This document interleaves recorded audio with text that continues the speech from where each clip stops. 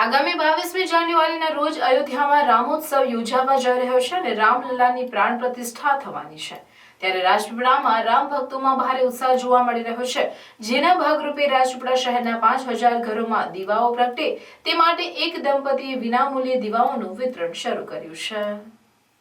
રાજપીપળામાં gift shop ચલાવતા રામ ભક્ત તેજસ ગાંધી અને દત્તા ગાંધીએ સંકલ્પ લીધો છે કે 20 તારીખ સુધીમાં 10,000થી વધુ લોકોને 2 દીવડા ભેટ સ્વરૂપે આપશે। જેઓ અત્યાર સુધી 5,000થી વધુ દીવાઓનું વિતરણ કરી ચૂક્યા છે, તેમની દુકાને આવનાર તમામ ગ્રાહકોને 2 દીવા જ્યોતિ સાથે મફત આપી રહ્યા છે। લોકોને ખબર પડતા સામે ચાલીને દુકાનમાંથી કોઈ વસ્તુ ના પણ લે તો પણ જય શ્રી રામ કહી દીવા આપો કહી માંગી લઈ જાય છે। ભગવાન શ્રી રામનું પ્રાણ પ્રતિષ્ઠા મહોત્સવે અયોધ્યા રોશનીથી ઝગમગ થઈ જશે, ત્યારે નર્મદા જિલ્લાના રાજપીપળા શહેરમાં પણ ઘરે ઘરે દીવડા સળગાવવાથી શહેરમાં દિવાળી જેવો માહોલ થશે। સાથે સાથે આજે જે ઘરોમાં દીવડા પ્રગટાવતા દરેકના મુખે જય શ્રી રામ બોલતા એક ભક્તિમય વાતાવરણ સર્જાશે। આટલા બધા વર્ષોના રાહ જોડાઈ અને અયોધ્યા ખાતે જે પ્રાણ પ્રતિષ્ઠા રામજી મંદિર થાય છે, રામની પ્રાણ પ્રતિષ્ઠા, તેના અનુસંધાનમાં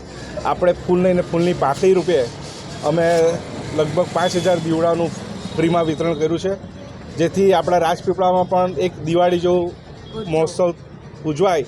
અને લોકો રામમય થઈ જાય અને જે આપણા આખા દુનિયા ખાતે જે રામ માટેનું જે એ થયું ચાલે છે તેમાં આપણે એક થોડો સહભાગી થઈએ એ રીતે અમે આ દીવાનું વિતરણ કર્યું છે। અરે ત્યાંથી અહીંયા અમે દુકાને બહાર જ ગોઠવેલા દીવા છે, દરેક જે અહીંથી આવતા જતા લોકો લઈ જાય છે અને હજુ અમે બીજા 5,000 દીવા મંગાવ્યા છે અને દિવેટ સાથે જ આપીએ છીએ, જેથી ઘરે જઈને એમને ખાલી પ્રગટાવી દેવાનો હોય દીવા, એમને કોઈ જાતનો બીજો એ કરવાની જરૂર નથી।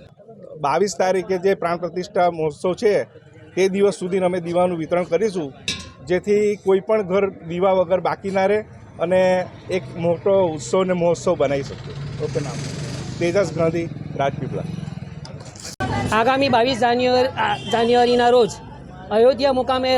રામ પ્રતિષ્ઠા મહોત્સવ ઉજવવા જઈ રહ્યો છે, ત્યારે નર્મદા જિલ્લો પણ તેમાં સહભાગી બની રહ્યો છે અને એના ઉપક્રમે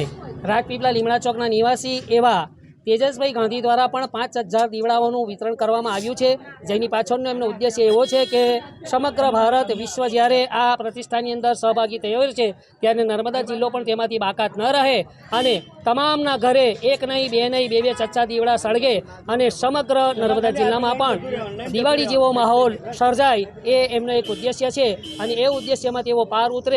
પડે એ માટે 5,000 ઉપરાંત પણ ફરી પાછી કદાચ જરૂર પડશે તો એ દીવડાઓનું વિતરણ ઘરે ઘરે જઈને કરશે।